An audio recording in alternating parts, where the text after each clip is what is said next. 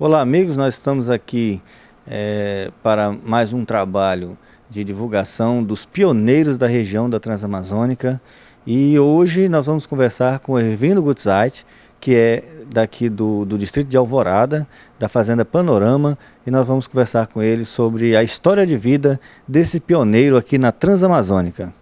E comigo aqui está o senhor Ervino, que veio para cá de Medicilândia para Uruará, mas ele vai nos contar essa trajetória dele desde Medicilândia, quando ele chegou na Transamazônica, nessa região aqui, e isso foi em 1974, há muitos anos atrás, e muitas histórias ele tem aqui para nos contar sobre essa vinda dele para cá. Senhor Ervino, tudo jóia? Sim. Como foi para o senhor vir para uma região que na época com certeza não tinha praticamente nada? Conte para nós essa trajetória de vida deste pioneiro. Olha, eu vim, a primeira vez que eu vim para conhecer a Transamazônica foi logo quando inaugurou. Eu saí de Marabá e vim até Itaituba para conhecer a estrada. E eu morava na época ainda em Paragominas, onde morei durante quase 10 anos, Paragominas, um lugar chamado Ulianópolis. Mas eu tinha alguns problemas, eu resolvi sair de lá, falei, vou para um lugar novo. Só que tinha um problema. Tinha um problema que eles aqui só tinham colonos de 100 hectares, e não tinha aquele plano de propriedades maiores como depois fizeram. Mas a coisa interessante aconteceu na minha vida, que tudo acontece, a gente sabe que não é por acaso que acontece. Eu casualmente encontrei uma pessoa que o carro dele foi acidentado na Belém, Brasília. Na época já tinha asfalto na propriedade minha, passava na minha propriedade na Belém, Brasília. E o chefe do INCRA, o carro dele ficou acidentado, e eu prestei socorro e formei então uma certa aproximação. Foi interessante isso aí. Me ajudou a me colocar com as autoridades do INCRA daquela época. Prestei socorro e foi interessante e me ajudou depois. Foi uma época que acontecia alguma coisa traumatizante na minha vida lá durante 10 anos eu morei ali, formei uma propriedade boa e tinha plano de continuar ali, mas aí houve alguns problemas que fugiram ao meu controle. Eu resolvi vender a propriedade e consegui vender.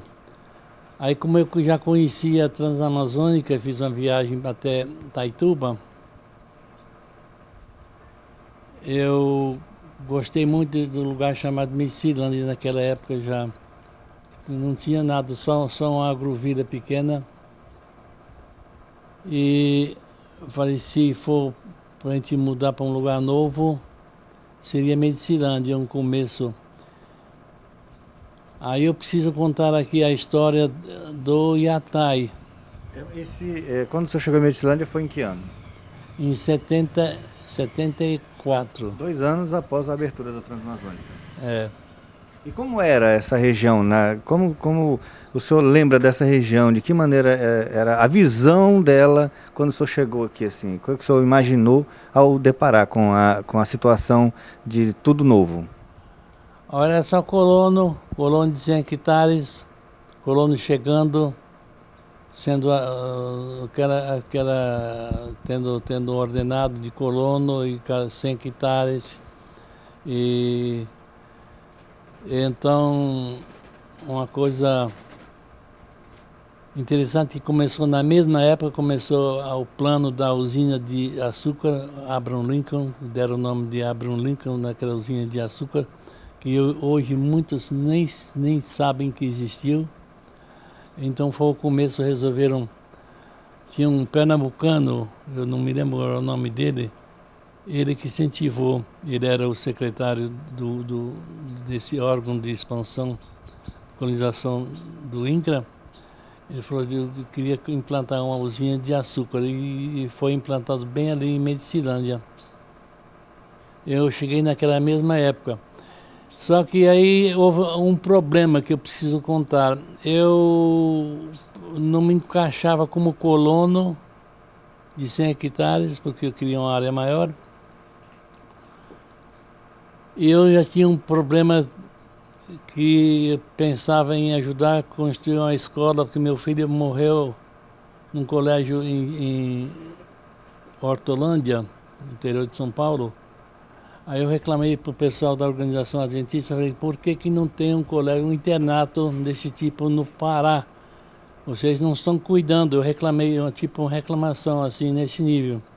Aí o nosso chefe daquela época, o pastor Wolf, o presidente da União Norte Brasileira, ele disse, não, mas quem começa essas coisas não é a organização em si, são os membros da igreja que fazem isso. E me contou algumas experiências que eu já conhecia e praticamente me encarregou também. Ele disse assim, você começa a procurar um lugar ideal para um colégio. Aí passou a responsabilidade, em vez de reclamação, eu já estava sendo incumbido a procurar. E foi nessa época que eu conheci a Transamazônica, que estava recém-aberta, muito bem construída, as pontes boas. A gente andava a 100 km por hora, tudo encascalhado, tudo muito bem arrumado, com muitos planos. Tinha o plano da usina de açúcar, plano da Cotrijuí, que muita gente não sabe nem o que é. Tinha um plano, uma possibilidade de uma plantação de soja muito grande na terra do meio ali, no Iriri e Xingu. E esses planos existiam para esta região. Eu estava muito entusiasmado com Marabá, Paraupebas ali, eu queria ficar por ali. Mas quando eu vi aqui essa terra desse padrão que temos aqui, chamamos de terra roxa, fiquei muito entusiasmado com essa terra, porque eu conhecia já na época e conheço o Paraná e alguns lugares de terras boas, férteis. Então, para mim, foi uma surpresa encontrar uma terra desse padrão aqui. Eu falei, bom, seria interessante uma escola numa região dessa. Mas como conseguir? Eu elaborei uma carta, essa carta não está comigo mais, eu não guardei os documentos, eu devia ter guardado, né? Fiz uma carta para o chefe do INCRA, dizendo as intenções, que eu queria vir para a região, trazer a minha família, que tinha que me justificar por que viria, e queria colocar uma serraria. Não ia querer pleitear a terra nem invadir, porque era proibido na época fazer invasão de terras, era proibido, era punido, não era permitido. Na época era militarismo, né? O governo do Brasil. É governo militar e só podia derrubar se apossar da terra quem chamava assentamento, fazia assentamento escolhido para isso, né?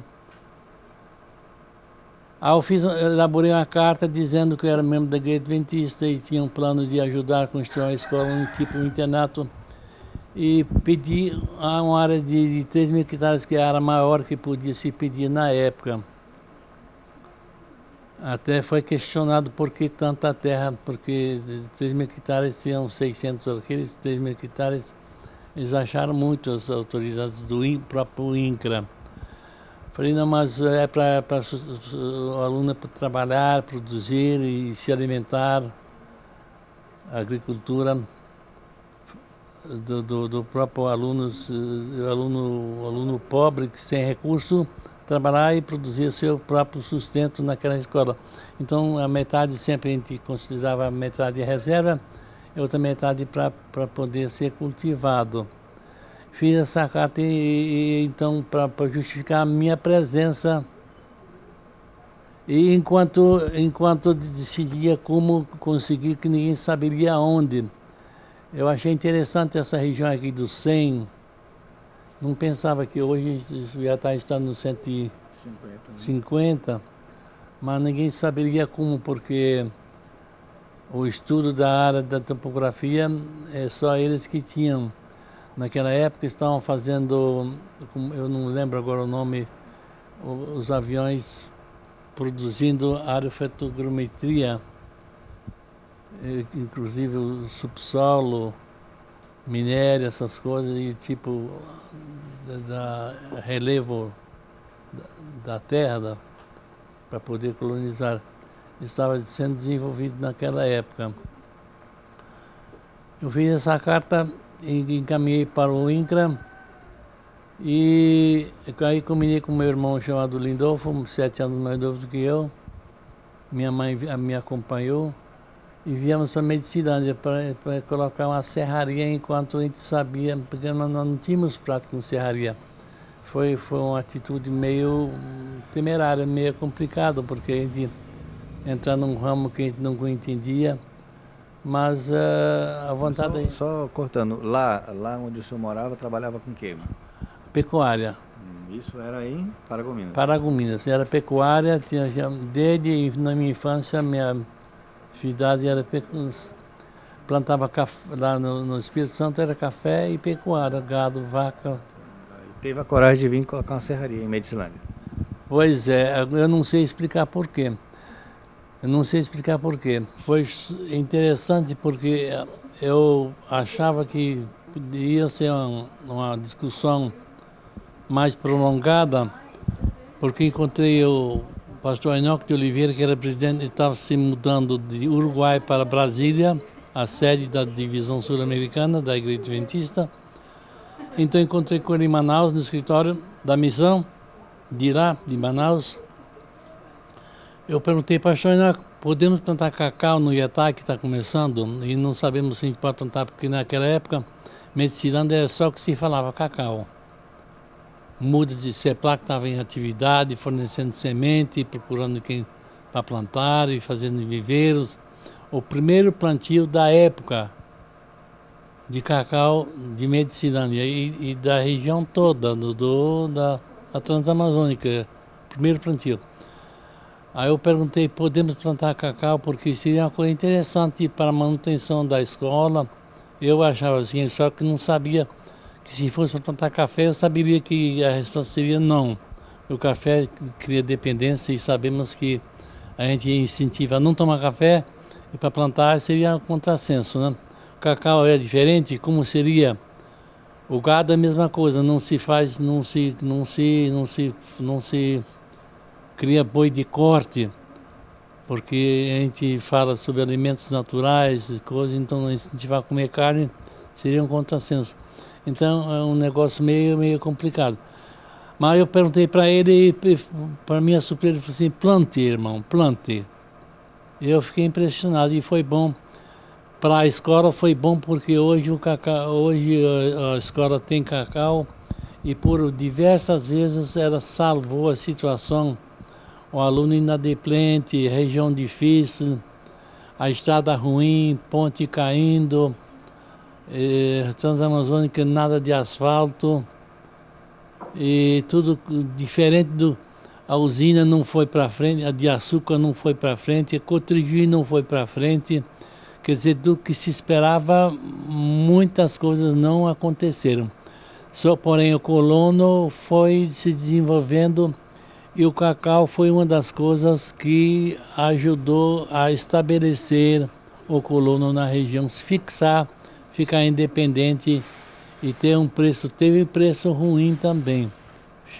Tínhamos uma época, um quilo de cacau não compensava colher. Tão baratinho que era o preço. Só que depois logo se recuperava e sempre mantinha, e o povo continuou plantando, e hoje o cacau é uma cultura que podemos dizer que é uma cultura vitoriosa para a região, conhecida e apoiada, não tanto nossas autoridades, se alguma coisa a gente gostaria que fosse diferente. Mas no mundo e no Brasil mesmo, o cacau da Amazônia, um cacau de boa qualidade, de boa consistência, diz que é até melhor do que de outros lugares. Mas então foi uma coisa boa e a nossa autoridade máxima naquele dia falou assim, plante. E foi muito bom, foi Eu acredito, não tenho dúvida, que de fato foi orientado pelo nosso líder máximo, que é nosso criador, né? E mantenedor, nosso Deus. Pois é, essa é a história do Yatai. O começo do Yatai é isso. E a escola foi indo, o primeiro diretor, ele foi muito bom, ele acreditou, porque tem que acreditar, as nossas autoridades legalizaram a história. Depois tivemos outros tipos de problemas, de decepções e tal, mas o começo foi esse, e para mim foi interessante. Nesse início, a criação do Yatai foi esforço próprio, seu, com suor e trabalho, e mais pessoas ajudaram, ou houve situações de outra empresa vir fazer as coisas? Como foi digamos, a construção do Yatai? Em relação, o início, a construção. O senhor participou ativamente da construção? Sim. Uma boa pergunta. O problema seria o começo, as instalações provisórias, foi da proposta inicial que a gente fez de doar um certo valor para a organização. A organização adventista também ajudou algumas coisas, alguma coisa mas a maior parte foi da proposta inicial de esforço nosso, da família, e a organização apoiou, deu pleno apoio em tudo.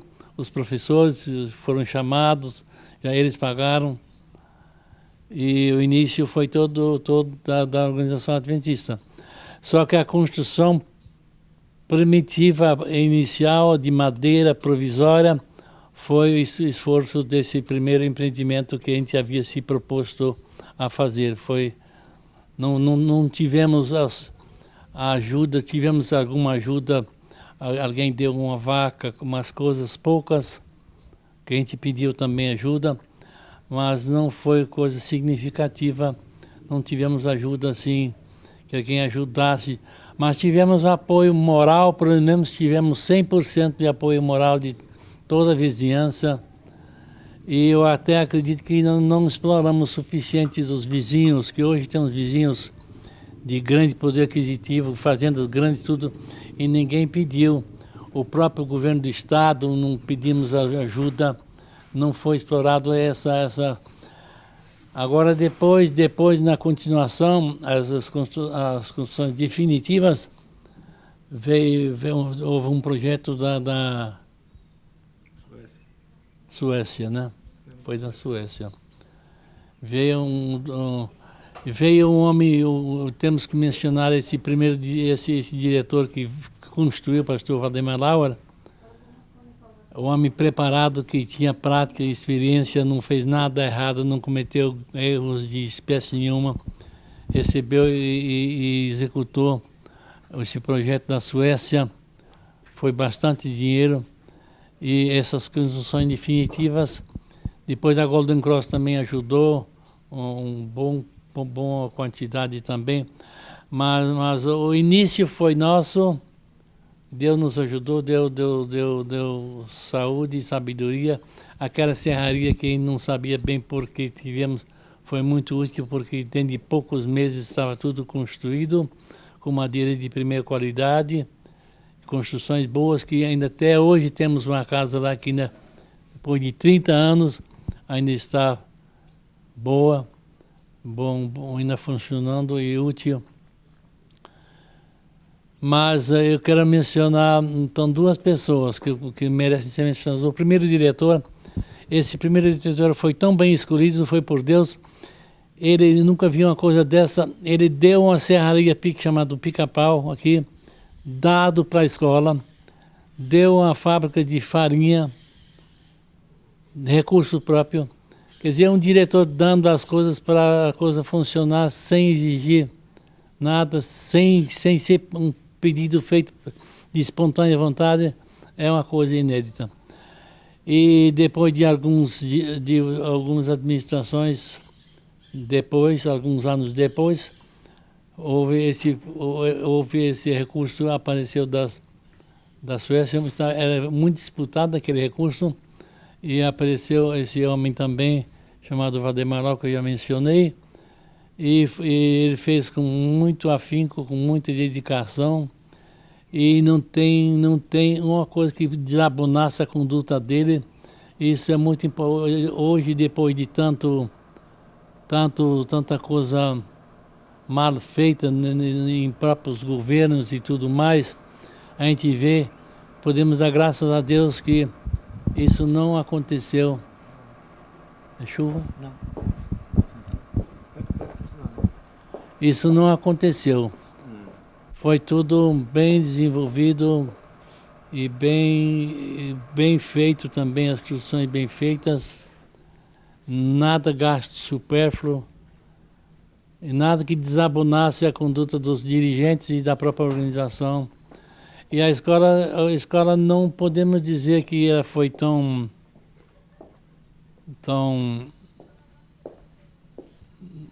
rápida no seu desenvolvimento, mas está indo, e muitas pessoas se formaram aqui, e se não fosse essa escola nesse interior, porque as coisas mudaram. Hoje a pessoa estuda em qualquer lugar, tem ensino médio em todo lugar, não se justifica mais uma escola, um internato.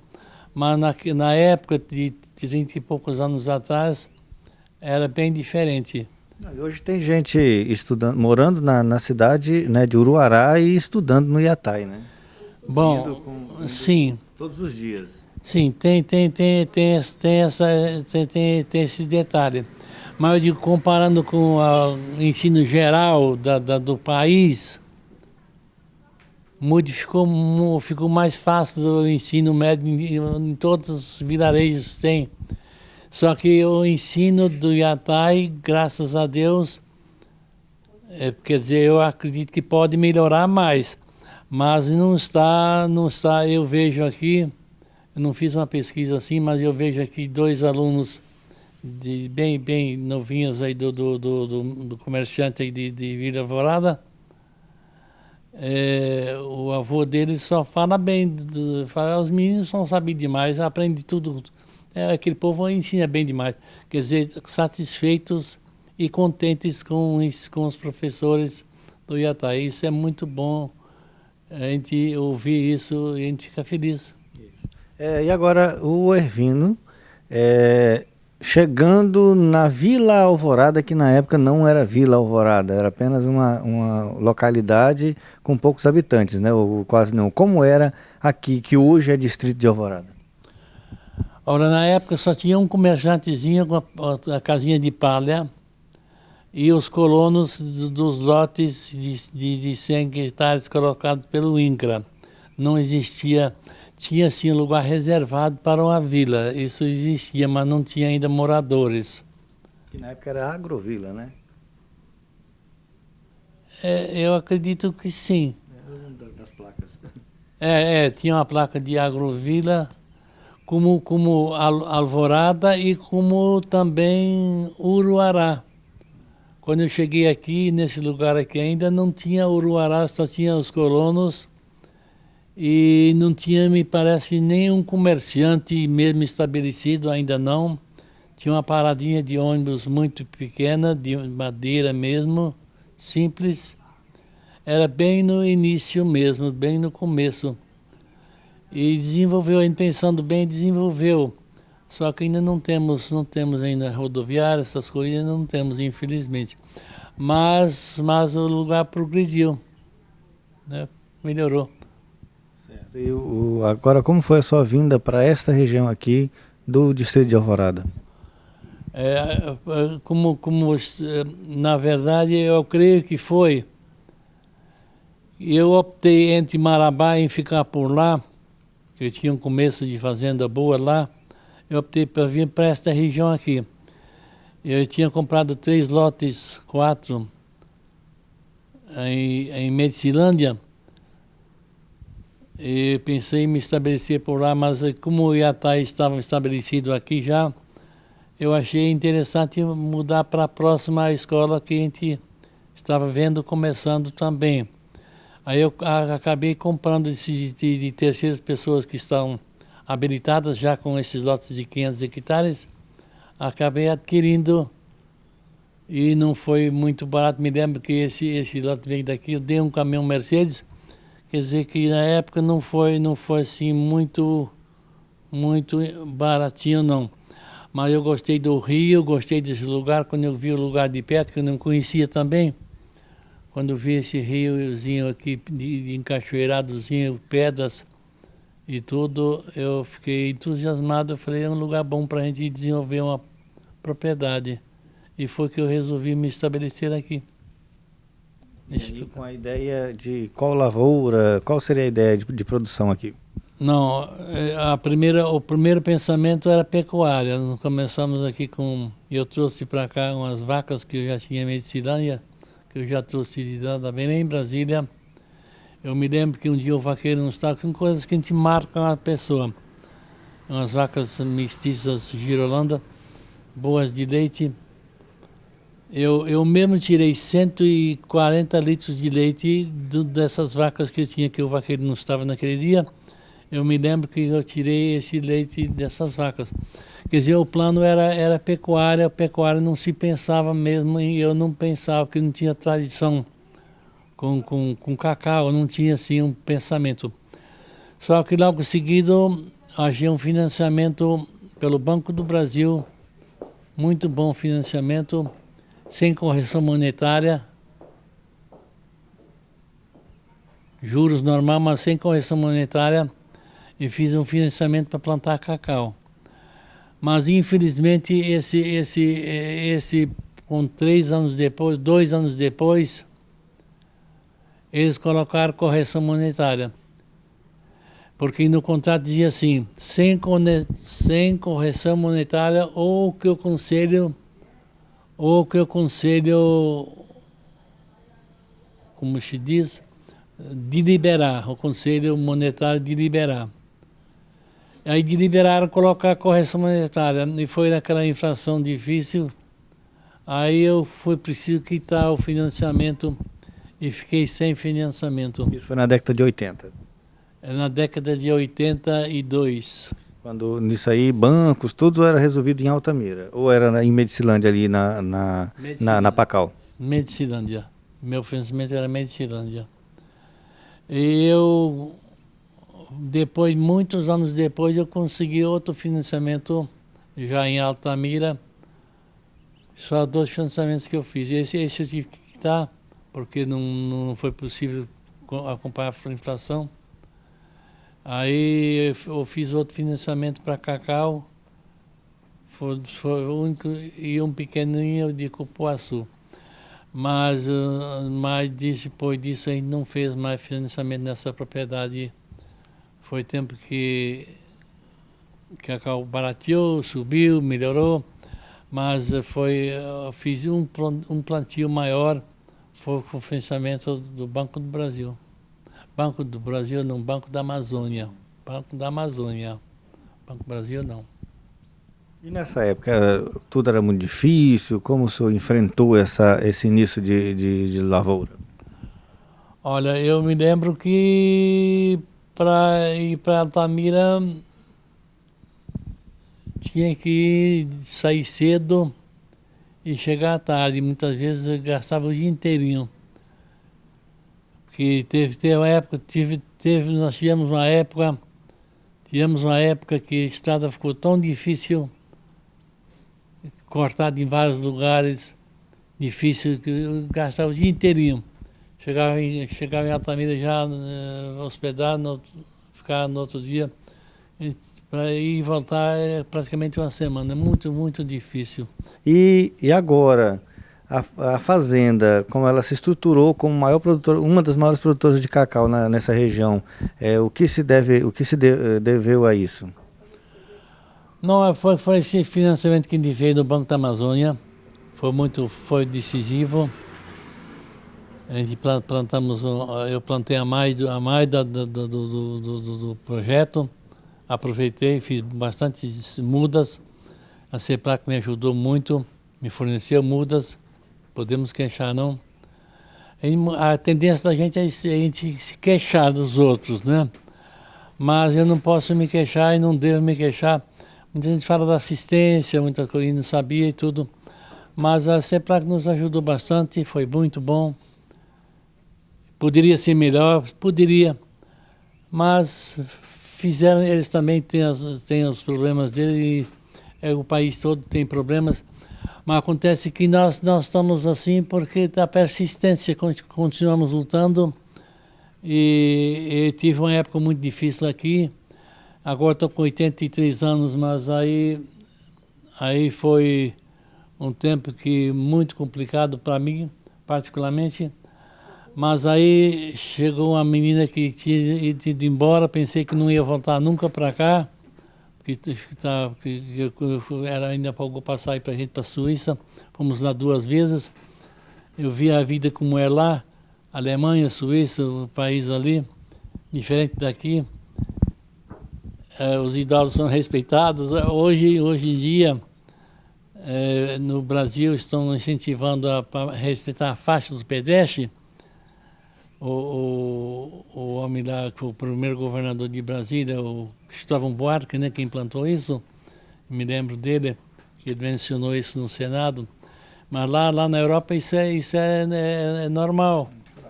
Agora aqui para nós temos que aprender, estamos aprendendo. Mas aí voltando ao assunto, essa minha filha mais velha resolveu que um é pastor, um filho é pastor. Outro tem a propriedade dele. E tem outro tipo de problemas, o Lezero, o mais velho. Ele até achava que deveria ele ser mas é ele para cuidar lá, e ele tinha alguns outros tipos de problemas também. E não foi o que a gente gostaria que fosse de repente. Mas aí ele se enfrentou e está aí até hoje, né? Às vezes reclama um pouco da estrada, tá doendo, tá complicado, precisa de um ajudante para... Não, porque esses últimos dias agora, últimos anos assim, não tivemos tão boa assistência na estrada, e a estrada foi interrompida, o trânsito aumentou muito, a gente vê, e nosso trecho aqui não chegou ao asfalto, eu reclamo disso. Mas mesmo assim conseguimos um secador, tem um secador ali, temos uma vizinhança muito boa. O gerente da Indupará é um bom vizinho, o proprietário do Noel faleceu, mas o Sérgio Vieira, um bom vizinho, nossa energia aqui, conseguimos aqui, não íamos conseguir a trifásico, ele ajudou, ele estava entrosado com eles. Eu tenho que mencionar, foi uma pessoa que nos ajudou a instalar, quer dizer, poderia também a gente lutar e tudo, só que a tendência da gente é se acomodar um pouquinho, né? Muitas vezes não está tão entrosado. Então nós temos bons vizinhos, isso é muito importante. E atual vizinho também muito importante, muito bom. E então a gente reclama porque gosta de, muitas vezes precisa de reclamar, outras vezes precisa de reclamar um pouquinho porque de fato as coisas não acontecem. Como agora mesmo, essa vila nossa aqui, Alvorada, é a vila mais feia da região, mais suja de quem passa beirando. E eu me incomodo. Aí o meu pessoal fala, não se incomoda com isso, cuida da sua vida, não se incomoda. Mas a gente acaba se incomodando, porque o lugar feio, ou o lugar sujo, ou o lugar mal organizado, mal administrado. Os prefeitos, infelizmente, a gente pode mencionar, eu acredito que não estamos falando bobagem, se a gente mencionar isso, os prefeitos não têm olhado... E os agentes distritais são mais fracos ainda, né? Agentes distritais e os prefeitos não têm olhado como o povo do lugar, de repente, merece, de fato. Mas eu posso mencionar um plano aqui? Tem um plano que eu falei com o Sérgio Vieira, eu já mencionei, o vizinho aqui, ele é veterinário, mas ele trabalhou na prefeitura de Altamira com o Armindo, quem lembra do... Bernardinho, sim. Prefeito Armindo Bernardinho de Altamira. ele trabalhou com ele um tempo lá, ele aprendeu uma porção de coisas ali. Então eu falei, Sérgio, vamos fazer, eu estou com um pensamento aqui, vamos organizar pelo menos a frente da Vila Alvorada, limpar, ajeitar, colocar o pessoal, porque eu me lembro quando eu cheguei em Goiânia, naquela época, 1959, eu achei tão bonito Goiânia, eu falei, por que tão bonito esse lugar cheio de flores, canteiro de flores?